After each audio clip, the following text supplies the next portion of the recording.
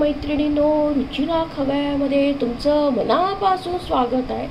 सण असला की आपण काहीतरी गोडधोड करतच असतो। आज नारळी पौर्णिमा आहे। आपण आज करूया नारळी भात। ही झटपट होणार आहे नारळी भात आणि एकदम चविष्ट लागतो आणि झटपट आपण कुकरमध्ये करणार आहे। तर आपण त्याच्यासाठी लागणारे साहित्य बघूया। हे तांदूळ आपण 2 पाण्याने स्वच्छ धुवून घेऊया। आता आपण त्याच्यातलं पाणी काढून घेऊया आणि सगळं कोरडं करूया।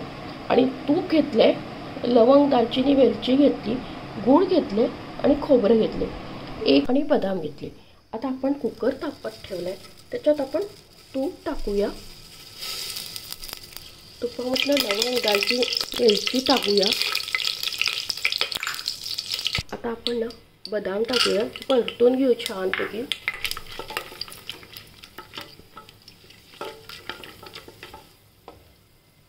त्याच्यात आपण तांदूळ टाकूया। तांदूळ टाकले आपण याच्यात, आपण छान परतून अलगद हाताने परतून घ्यायचं, कारण की ते तांदूळ आपल्याला तुटायला त्याचा जितकं तुम्ही छान परतवल त्याला तो तुमचा भात मोकळा होणार। आता आपण याच्यात खोबरं टाकू, खोबरं आपण टाकूया,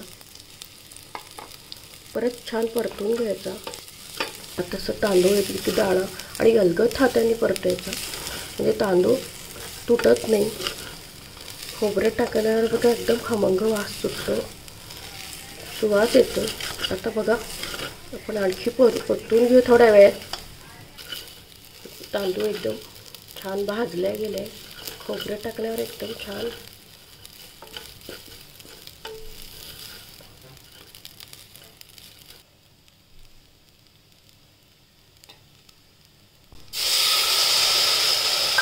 पाणी टाकलं। मी बासमती तांदूळ वापरला की एकदम छान सुवास येतो आणि कुकरमध्ये झटपट होतो।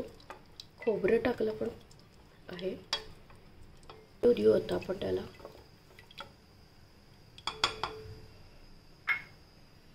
चिमूटभर आपण मीठ टाकूया। गोडामध्ये थोडंसं मीठ टाकलं की चव एकदम चवीला छान लागतो। मीठ टाकलं थोडंसं, छान हलवून घेऊया। आली गूळ टाकूया, गूळ टाकला आपण,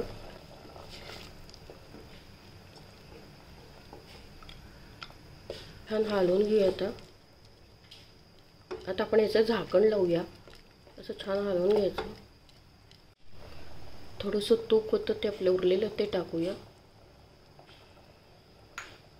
आपण झाकण लावलंय बघा, 2 शिट्या झाल्या की आपण बंद करूया, काढूया। हा बघा आपला नारळी भात तयार आहे, एकदम मोकळा झालाय, एकदम बघताच क्षणी खायच्या इच्छा होईल असा झालाय आणि कुकरमध्ये लावला की झटपट होतो, काही वेळ लागत नाही। आता आपण प्लेटमध्ये सर्व करू। पण झटपट होणारा हा कुकरमध्ये नारळी भात, एकदम नारळ असेल तुमच्या घरात आणि वेलची, लवंग, दालचिनी तर सगळ्यांच्या घरातच असतं आणि झटपट होतो। तुमच्याकडे पाहुणे आले असेल आणि तुम्हाला करायचं असेल काही गोड तर झटपट होणारा हा नारळी भात आहे। तुम्हाला कसा वाटला हा मला नक्की सांगा आणि आपल्या चॅनलला जास्तीत जास्त फ्रेंड सर्कलमध्ये शेअर करा आणि रेसिपी आवडल्यास लाईक आणि सबस्क्राईब अवश्य करा। लवकरच भेटूया अशाच नवीन नवीन रेसिपीसोबत। तोपर्यंत मस्त खा, स्वस्त राहा, आनंदित राहा, असाच मला सपोर्ट आणि प्रोत्साहन देत राहा। थँक्यू।